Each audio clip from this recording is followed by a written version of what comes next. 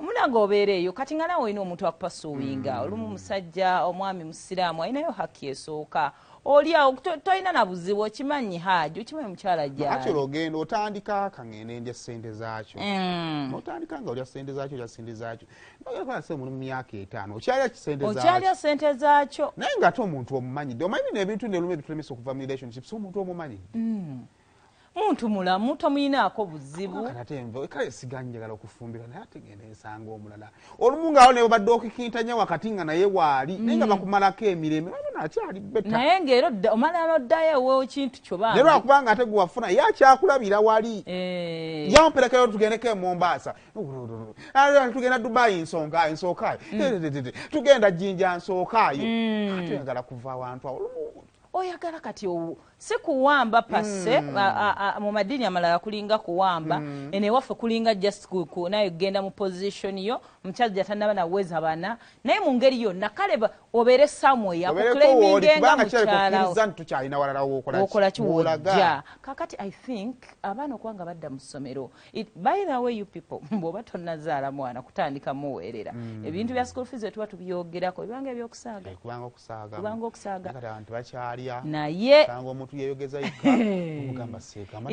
kyobola nga tudda ntubikola mu school fees week it is a very huge challenge baana bangi bakyatudde ewaka naye nga banaye bazzeemu okusoma so school fees it is not something to be taken for granted kyekintu omuzadde kati gwe nga bwowulira ka rent yako bwe kakutuulamu olumu ne kagaana kati tebeezaamu omuntu alina sasula rent alina sasula school fees okay si mwe abaatutuma naye namwe gye tuli gye mukola abaana bazzeeyo ku ssomero mu mwezi guggwako bill ku bills kwe kuli school fees ate kati okusoma kuva covid weyajja okusoma kwakyuka abasomesa bakuwandiikira circular nga bagamba omwana okudda nga school fees eri ku nil oba half tekyali ebyo nti maama agambye please allow tekyali mpozi ng'ozimbye eriryo so waliwo challenge y'amaanyi nnyo bambi kati mu ngeri ng'eyo tolowooza kuba omuntu n'omu omulaba nti alina ssente nga mugagga omwana oli waba agenda atwala obukadde 2 n'oli atwala obukadde 2 oyo notwogera ku mugagga n'oli atwale 2 ssente zatolako teziddawo so muwala munanga ali eyo eno time yakubeera kubanga waliwo ekintu kyongambye abasajja kye balowooza oba olumu ekibabeera mu bwongo nti Haffy ono omulabidde emyaka 5 kasukaali twakatabula kirungi nkikkiriza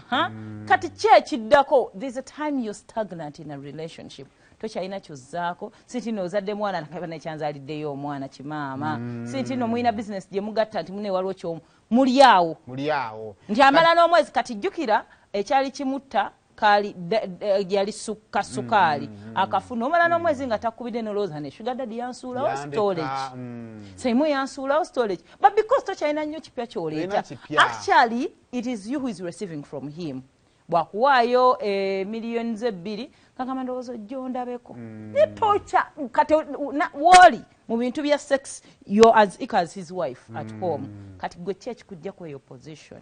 okuteekako naye wali kale akulabe nga mukyala we kale omukubira omugamba omwana yeetaaga ddagala omwana yeetaaga pampers obeereko woclaimingiraawo kuba biri byonna obikoze biweddewo I think this is the moment ey'okubeera nga takyakulaba nga wa trip wansendingiraayo sente z'edduuka wanguliraayo essimu empya yazze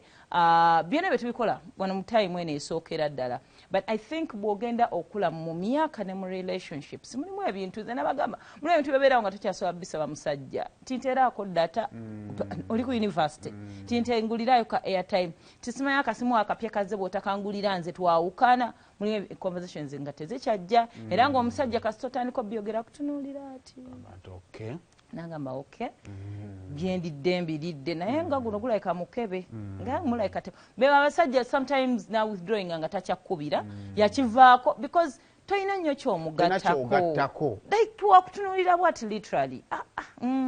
tewali kyamaanyi now kyendowooza ekyenjawulo kyoyinza okukola ng'omwana omuwala kati ng'oyagala okkiza ku step eddako this is the right time ali mu school fees hustle nobikubuulira olumu abikubuulira kati omuntu sawa yakusoundinga kati nga muntu ategeera sawa yakozesa kati ku bwongo bwo kwegombako kisukka ku mubiri gwo yo beauty yo sex n'ebisigadde naddala mukasewo ekituukidde alina okusasula apartment yakakadde akamu n'ekitundu olina biru zaawo zewagattagattako n'enfu ezitaliiyo olinga mu bukadde buna kakati ajja musajja watu because bambi akwetaaga jjukire waka ayinza okubeera nga bakulanye ng'abantu we bakula abamu si bonna kakati olumu opening up gy'oli kati nina obukadde obusatu nina obukadde obuna nekansike bebi nkuweeko ku butaano nkuweeko obusatu because akimanya at the end of the day amala bikola byonna ewo gyakula kijawumulira kakati mukana akaseera naawe kwerumyako mutima ogw'okwefuula omugezi olema ate kubeera nga mwana we wali nti omanya nti kale abadde agenda kumpa butaano naye nga neetaagako kamu mbadde nsaba tusasula apartment biranja kuyiiya osokozeyo abaana ku masomero kati oli mumu kuba koodi munda kiwala no kirika kirinamuko kirinamuko ku understanding oba okitegeera bw'obanga sigamba mwenna bw'obanga kati otuuse ku level egamba nti naye ate era nzire mbavubuka bampuube ndabika byonna badde nali nabigamba sijja kwagala musajja mufumbo naye bonna ndabika omusajja ono mwetaaga kati olina okubaako sacrifices z'olina okukola ebyo be bakazi ebikaabya abakazi ng'omusajja amugobya ewaka nti teyandibadde ggwe nasula enjala nga njagala tugula esemiiti oba ontegeera kakati nawe obadde osobola okuba nga ogenda kgenda out oba oyagala kgenda ku trip ku nkubero ya mwezi guno ate nga ne ssente ali wiiringi ozikola ki ozikuwa naye bw'alaba nga osacrificinze trip ku lw'omulungi obuganda tuition yaggweyo atandika okujja wano n'akuteeka ewalala time etuuka nga beauty n'ebirala tebikyasobola kugattako nga magezi bayengenda bagamba bananga amagezi gasukka enjawulo amagezi galungiya amagezi geerusa amagezi galeeta akabina just bugezi omuntu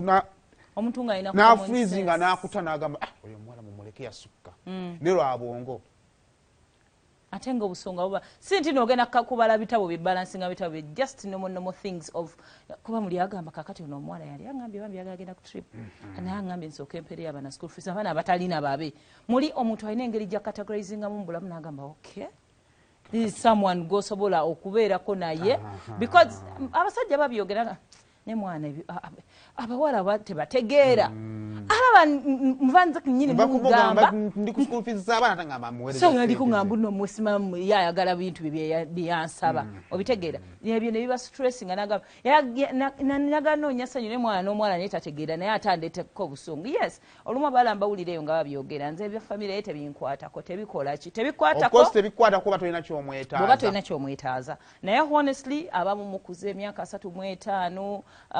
30 plus like nawe kanyini olaba this is where you belong so it is high time bitandika okukwatako mpola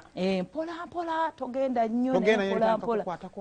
akuyitiddemu ebizibu bye bya business nomugaa kati olaba nali njagala nesoko olinde kusokosa otinga ebiri soko okole bwoti soko otereze olaba omusajja ali mu kuyomba n'omukazi naawe n'oseesaamu weerabidde nti gyakoma okuyomba eno gyakoma okujjayo ntomukubira muleke ojja kwogera naye enkya okitegeera bambi alinamu ku magezi atandika okwesiga okusajja alitandika kunyumiza wayagala ofulumye maama w'abaana nawe oli kumwopika topika kite kireke muleke amalize ensonga ze ne mukyala oba mukakkanye omuleke agenda amaliriza ensonga ze because ebiseera bisinga mukyala mukulu naye bwe babeera at peace nawe ojja kubeera at peace we bitabuka eri n'ebyo bijja ttabuka